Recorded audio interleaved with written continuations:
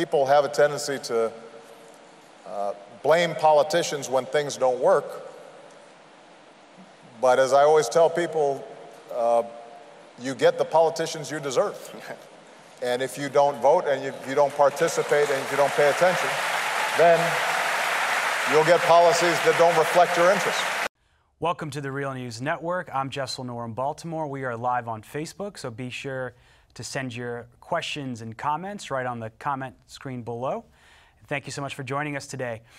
So, as former President Obama said, do we get the politicians we deserve, or do bad governments happen to good people? That's a question we'll be exploring today with our guest, Danny Katch. He's joining us here in studio. He's got his new book out, Why Bad Governments Happen to Good People. He is a columnist for The Socialist Worker. His previous book is called Socialism Seriously. Thanks so much for joining us live here in Baltimore. Oh, thank you for having me. So let's start off by talking about your book and then going into some of the news that's happening today and get your response to it. But our viewers just heard this clip of President Obama speaking in Italy in May, where he said, "You get the politicians you deserve." Talk about your response to that and that kind of argument which I feel a lot of people believe that it's a democracy. You have a freedom of choice on who you vote for, and you get what you vote for. So I do not think that Americans deserve Donald Trump. I also don't think Americans deserve Hillary Clinton, and so that maybe gets to part of the problem here. There's an element of truth in what Obama was saying that I think many of us can relate to. It is up to the people to shape the government and the world we live in. I'm going to butcher this quote from the abolitionist Frederick Douglass, but he one time said, "You show me the level of tyranny that a people will endure, and that's exactly the level of tyranny that they will endure," right? And so this idea that it's up to us, without struggle there is no progress, another quote he had, there is something very true about that. But to suppose that a government that has given us nothing but choices between a far-right Donald Trump and a corporate-funded Hillary Clinton and the rest of the Democratic Party, as long as, to me, the resistance the responsibility that is on people is to challenge even the structures of that limited choice. And so I do think that's up to us. But the idea that, oh, well, because people chose not to vote for, didn't turn out as much for Hillary Clinton, then we deserve Donald Trump, it's really unfortunate. I think that's the tack he's choosing to take. And so you start your book off with this really interesting quote about I guess I won't reveal who the quote is from, but I do want to read the quote. Okay. The quote is, "The borders are more leaking today than they were before 9/11. The fact is, we haven't done what we need to do to toughen up our borders, and I will." And this is from a presidential candidate speaking in 2004, I believe. And so if our viewers want to guess who this was, go ahead now, but I'll give you guys a second. But can you give a little context to that quote and why you chose to start your book off with that? Right. Well, that's okay. We could reveal the spoil. It's the privilege, of watching the Real News Network. That's fine. But I start off with a quote that I think sounds very Trumpian, not just in its hostility towards the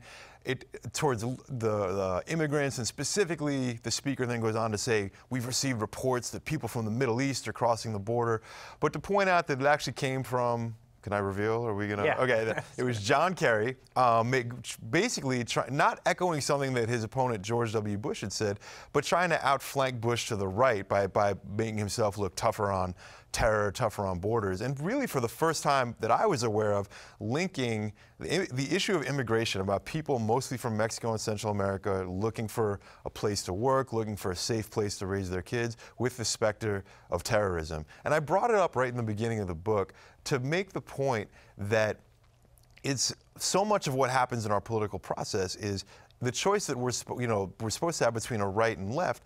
Actually, where is there for us to go when the supposed left-wing choice is actually pushing the whole conversation to the right? And I think you can draw a line all the way up to Obama's immigration policies, which saw more people deported than ever before. Back from that moment. And NAFTA, which destroyed Mexican agriculture, which helped fuel this massive migration to the north. That was under Bill Clinton. Right. And Trump ran on repealing it. So I think he's sort of addressing in his own way, the cause of this, but in a kind of sort of the opposite way. Right. And, I think when Donald Trump does things like he just did this past weekend, saying that if we're going to restore DACA, the Deferred Action Program for young immigrants, then it needs to come along with a host of horrible anti-immigration measures. You'll often hear people complaining, oh my God, he's playing to his base. I can't believe he's playing to his base. I despise everything Donald Trump is doing on immigration and many other things. But we should be clear that when someone who gets elected is said to be playing to their base, there is an element of democracy in that. The question I think we should be asking was, why was it that Barack Obama, who was elected in 2008 on the campaign slogan, "Yes, we can," coming from the movement of immigrant farm workers led by Cesar Chavez, when he was president, he absolutely had the power to play to his base and declare amnesty for people who are undocumented, or at least use that as a negotiating threat in order to bring Republicans to the table but instead, his method of negotiation was to increase deportations to try to prove to Republicans that he was, quote unquote, serious about border enforcement and push the whole thing to the right. So I think the crisis, and the thing I write about in the book a lot, our main problem right now certainly is Donald Trump for a host of reasons, but the deeper, I call Donald Trump the tumor, not the cancer, right? A tumor can kill you if you don't stop the tumor, but the deeper cancer is a system where there's a right wing playing to its base, but for those of us who are progressives and on the left who want to see undocumented immigrants get amnesty, who want to see police officers who get away with murder not get away with murder, no one is playing to our base. There's nothing wrong with playing to your base. There's something democratic about that. We find ourselves hamstrung by not having a party that represents us. Yeah, and Trump didn't just increase deportations. He deported more than the last 70 years of administrations combined. He was more than 2 million people deported, and Trump has vowed to deport more people, but he just physically has not been able to. He's finding it hard to top Obama so far. We shouldn't be sanguine about that, but yeah. Yeah, absolutely. And so I wanted to talk about those developments over the weekend, including this deal on DACA that Trump has proposed. So he has said he wants a border wall. He wants increased federal agents. And that's been one of the things that's been holding him up, is that there are, I think, only 50,000 federal ICE agents nationwide. Right, only. Or, yeah. And so, some of the other proposals, including defunding so-called sanctuary cities nationwide. The Democrats have responded to this, saying, the Democratic Party leaders saying the administration can't be serious helping the Dreamers if they begin with a list that is anathema to the Dreamers. Give us your reaction to this deal, because Trump has boasted about being able to work with the Democrats and get them to the table. He met with the Senate leaders and the House leaders just a few weeks ago. How do you analyze this move by Trump?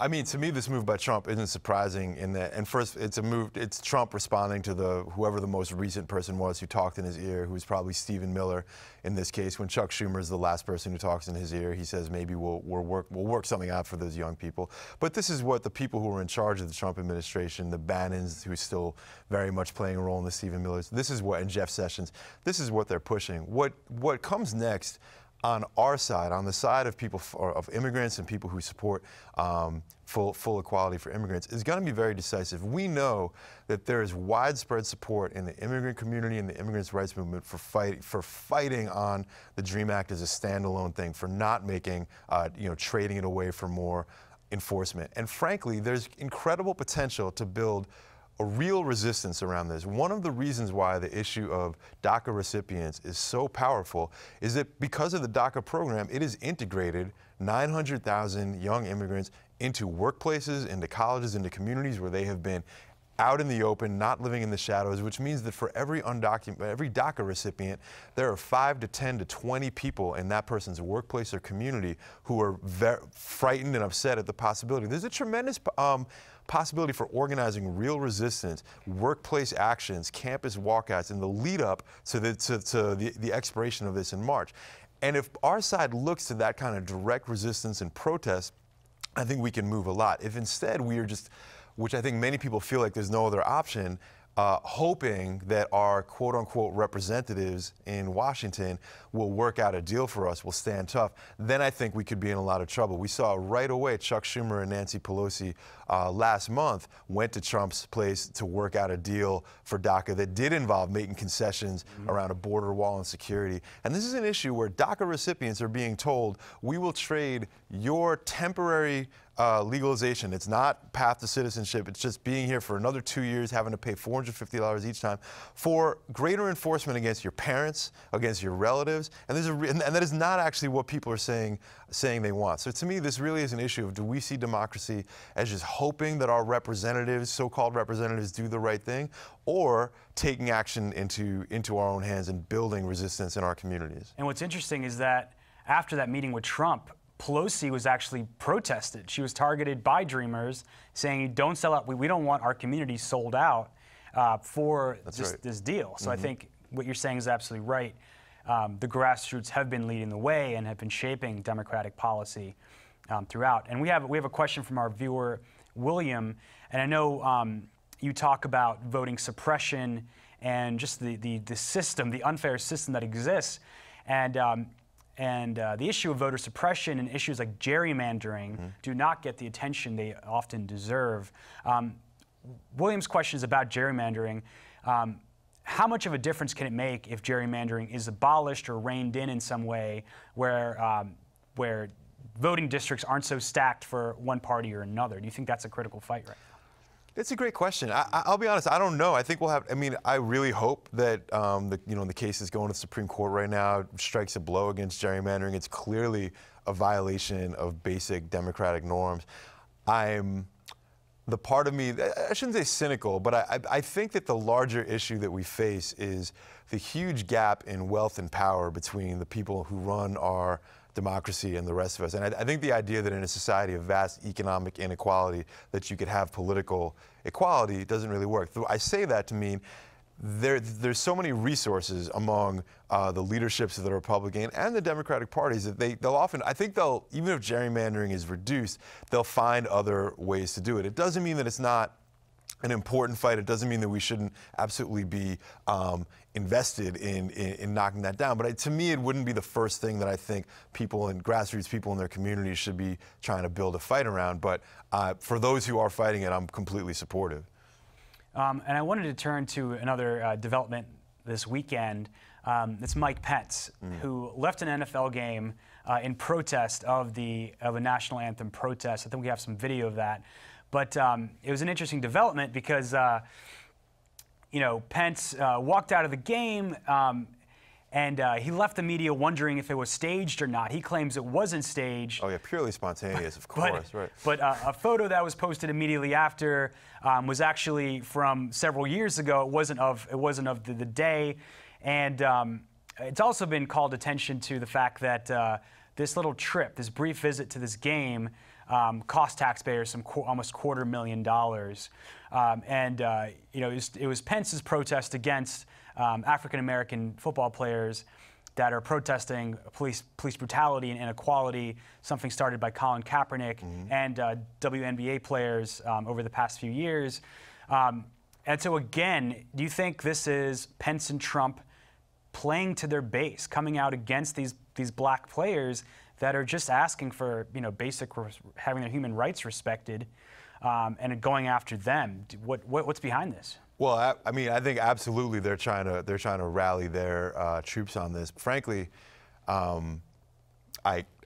if it wasn't so politicized, I couldn't blame anybody for walking out of a game between the Colts and the 49ers. It seemed like I don't know anyone who would want to watch that. More importantly, sure, they're playing to their base, but I think what can sometimes get lost in that, and some of the frenzied back and forth hot takes on this is, who cares if they're playing to their base? What we're seeing right now, what Colin Kaepernick started and athletes have taken up, is an incredibly powerful protest. Powerful protests have always provoked reactionary responses from the very people that they are protesting, the police unions, the politicians, etc. Fine. If the result of this is that a bunch of right-wingers force themselves to stop watching football, boo-hoo. I mean, I just think that we're just seeing the beginning of the ramifications of the people who who put all their energy and talent into playing the game, finally demanding that their voices actually be heard on the issues that are going on. To me, the ramifications of black athletes in particular, and even now beginning some of their white teammates, starting to take a stand and say, we're not going to have games going on as usual as long as the killers of Tamir Rice, Philando Castile, many others walk free, is far more important than whatever theatrics Mike Pence or Donald Trump stage. And so it's like sometimes people have to take a bit of a longer term view of the significance of these actions. And so I was at your talk yesterday at Red Emma's in Baltimore, and you made this interesting point about the recent fight between Donald Trump and Rex Tillerson, where it came out that Tillerson had called him an idiot or a moron. Yeah, right. Yeah. And so you made the point that Trump, in response, Trump did something that the left sort of has been unable to do. He made Tillerson, the former CEO of this massive Exxon, this massive oil company, sort of bend the knee, sort of like apologize to him publicly, sort of humiliate himself. Something the left really hasn't, we haven't been able to rein in CEOs and these giant corporations. To talk a little bit about what you were saying. Right. Well, actually, I got to give credit to a friend of mine who I saw first make that point, probably on social media. But I'm not going to say his name because I want people to pay attention to me.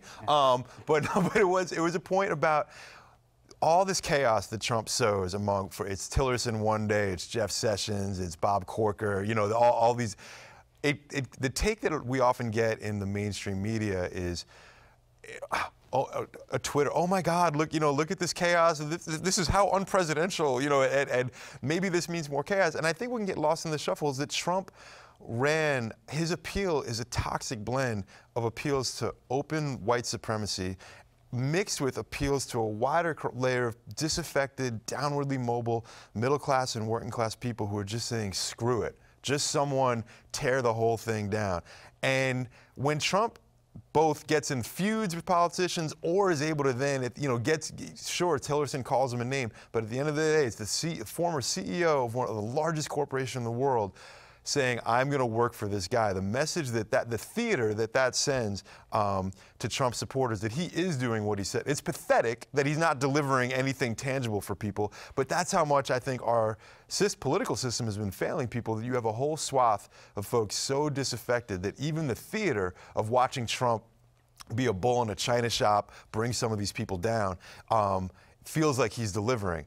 Our side, the left, of course we're never going to be in a position to, one, we're not interested in that kind of theater, two, we're never going to be having Rex Tillerson work in our cabinets, but we do have tools that historically have been able to bring powerful CEOs to their knees. They're called strikes, they're called sit-ins, they're called boycotts. We have a long history of that. And until we're able to revive those movements, and there are beginnings of those, once we do that, that can actually offer some of the people in Trump's base, not the committed white supremacists, but the people who've been driven to such cynicism and are just saying, I'll just take anybody who's trying to tear this thing down, to show that there's actually a more constructive way to tear something down and build something more powerful. I think that we'll still see Trump's approval ratings remain at that at that low but steady level of the 30s that I think people often are very confused. How can he still be getting support from people, even with all that he's done or not done? And so I want to end on a different sort of tangent. Okay.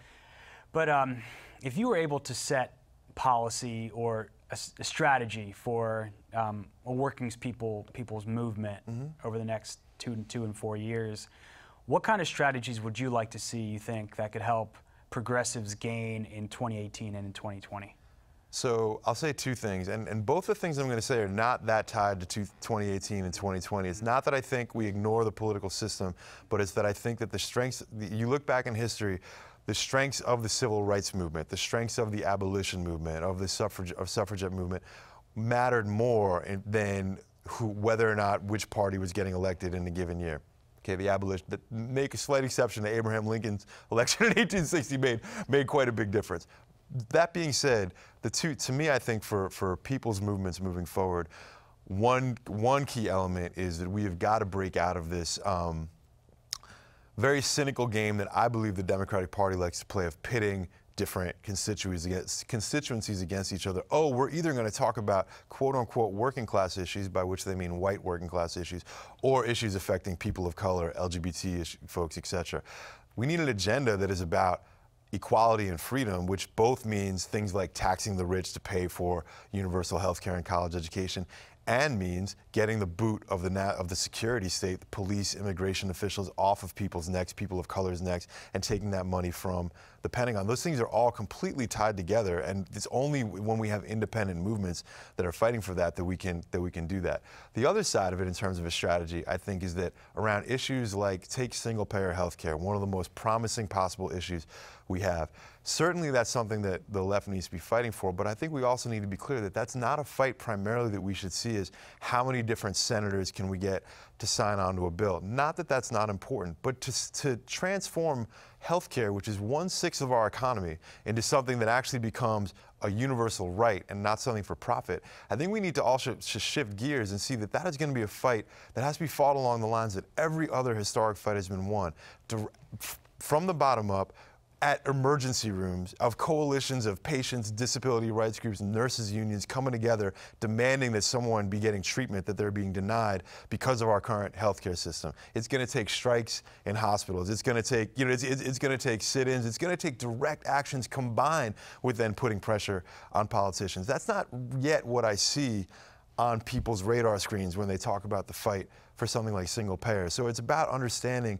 It's not about ignoring the political system, but it's about saying anything that we demand upon our political system has to be backed up by our power to try to actually, disrupt the system and force change to happen, because people get too worried that business can't go on as usual if it doesn't. That's the kind of agenda I think we need to see going forward. So we got another question from social media, and you've identified yourself as neither a Democrat or Republican, right, from my understanding. So the question is, would a Sanders presidency be better than what we have today? What's your take on that? Well, I think anything would be better than what we have today. I think a Hillary Clinton presidency would have been better than a Donald Trump presidency. And the fact that I didn't vote for her, that I'm not a Democrat, doesn't mean that I don't think that that's true. I think a Bernie Sanders presidency would be very interesting. I think it would open up a lot of the same questions that we were just talking about. So having Sanders in office, what does that mean what would that have meant in terms of his ability to deliver on raising taxes on the rich to fund single-payer health care, to fund college education? The political party that he belongs to right now, or that he semi-belongs to, is for the most part dead set against those things, even as more of them, which is great, rhetorically start coming on board. So it would still depend on the strength of grassroots movements to actually fight for those things. And I think that's a lesson people need to go back to from 2008 when Obama got elected. Obama didn't have the same progressive credentials as Bernie Sanders, but it's easy to forget there were some things he was promising. But because so many progressives took the attitude of, well, we're just going to wait, give him a chance, wait and see, which in fairness is absolutely what Obama and his team were telling. They did not want people to be protesting them and pressuring them. But I think we can see what a tremendous mistake that turned out to be for an anti-war movement that was very vibrant under Bush to completely fold itself into the administration. And now we've had 8 more years of endless war and drone, and it's become accepted. You know what I mean? There's no longer even a sense that that's something strange. So maybe it sounds like I'm dodging the question about Bernie Sanders. I wish he won the Democratic nomination, and I wish he was elected president, but I don't think it only would have raised the stakes on the same questions about democracy being something that really has to come from the people. But I would have welcomed the chance for those stakes to be raised. All right, Danny Katch, thank you so much for joining us, author of the new book, Why Bad Governments Happen to Good People. Check it out today. Thanks for having me. All right, thank you so much. Cool. And thank you for joining us at The Real News.